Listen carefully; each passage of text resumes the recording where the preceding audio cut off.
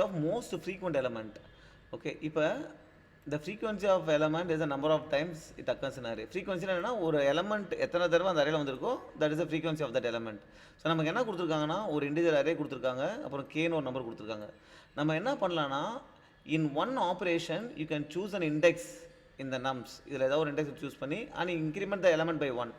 அந்த எலமெண்ட்டை ஒரு தடவை இன்க்ரீஸ் பண்ணலாம், அதான் ஒரு ஆப்ரேஷன். இப்போ 2 வந்து 1ஆல் இன்க்ரிமெண்ட் பண்ண 3 ஆகும், அது ஒரு operations. So we have to return the maximum possible frequency of an element after performing at most k operations. So நம்ம k operations பண்ணதுக்கு அப்புறம் ஒரு ஆப்ரேஷன்ன்றது ஏதாவது ஒரு நம்பரை ஒரு இன்க்ரிமெண்ட் பண்ணுறது தான் ஒரு ஆப்ரேஷன். ஸோ k ஆப்ரேஷன்ஸ் பண்ணதுக்கு அப்புறம் எந்த மேக்ஸிமம் ஃப்ரீக்வெண்ட் எலமெண்ட் ரிட்டர்ன் பண்ணணும். ஃபார் எக்ஸாம்பிள் இப்போ k வந்து 5ன்னு அலோவ் பண்ணிட்டாங்க. அப்போ நம்ம பார்த்தீங்கன்னா இந்த 1 எடுத்தோம்னா இது கூட ஒரு 4 ஆட் பண்ணோம்னா இது 5 ஆகிடும், இது கூட 3 ஆட் பண்ணோம்னா இது 4 ஆகிடும், ரைட். ஸோ இங்கே வந்து 3 ஆப்ரேஷன்ஸ் இருக்குது. இங்கே 2 ஆட் பண்ணோம்னா இதுவும் 4 ஆகிடும். இங்கே 2 ஆப்ரேஷன்ஸ் இருக்குது பண்ணுறது, மொத்தமாக 5 ஆப்ரேஷன்ஸ் அவ்வளோட. ஓகே, இப்போ மொத்தமாக 3 4 வந்துருச்சு. அப்போ மேக்ஸிமம் எலமெண்ட் என்ன, மேக்ஸிமம் பாசிபிள் ஃப்ரீக்வன்சி என்ன, எந்த எலமெண்ட் வந்து எத்தனை தடவை வந்திருக்கு, 3 தடவை வந்திருக்குன்னா அப்போ 3 ரிட்டர்ன் பண்ணணும், correct. So this is a question. So இது எப்படி பண்ணலாம் அப்படின்னா, ஃபஸ்ட்டு திங் வந்து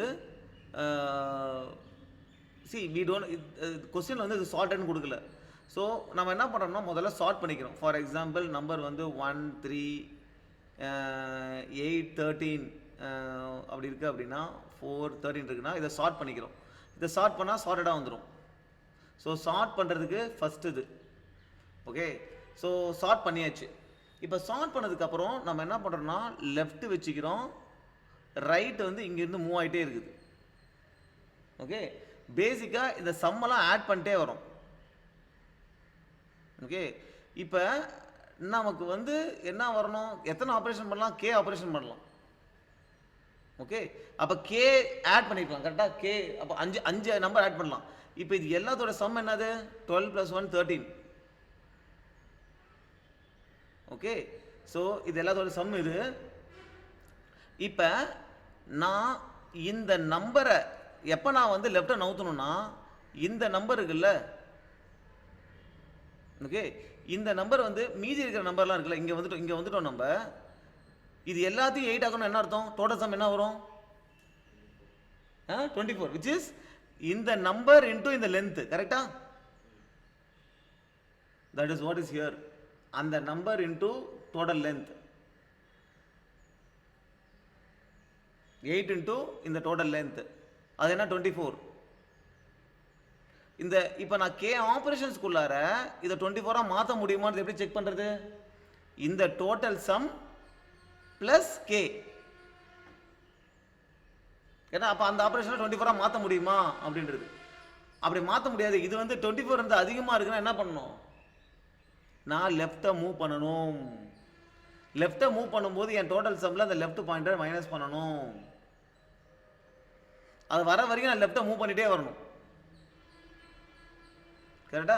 ஒரு வாட்டியும் என் டோட்டல் லென்த்தை என் மேக்ஸில் அப்டேட் பண்ணிட்டே வரணும். ஸோ அப்போ நான் எந்த இடத்துக்கு போனாலும் என்னுடைய டோட்டல் சம் இருக்குல்ல, அதிலிருந்து என்ன பண்ணுறேன் அப்படின்னா அந்த கரண்ட் விண்டோ இருக்குல்ல, கரண்ட் சைடு விண்டோ இருக்குல்ல, அது எல்லாத்தையும் அந்த நம்பராக மாற்றினா எவ்வளோ லென்த் வரும், அதை என்னால் மாற்ற முடியுமா, கரெக்ட். அதை மாற்ற முடியாது. எப்படி செக் பண்ணுவேன், அந்த கரண்ட் விண்டோ எல்லாமே அந்த நம்பராக மாற்றுறேன். அப்போ டோட்டல் சம் என்ன வரும், அந்த கரண்ட் இது into the length, current window length,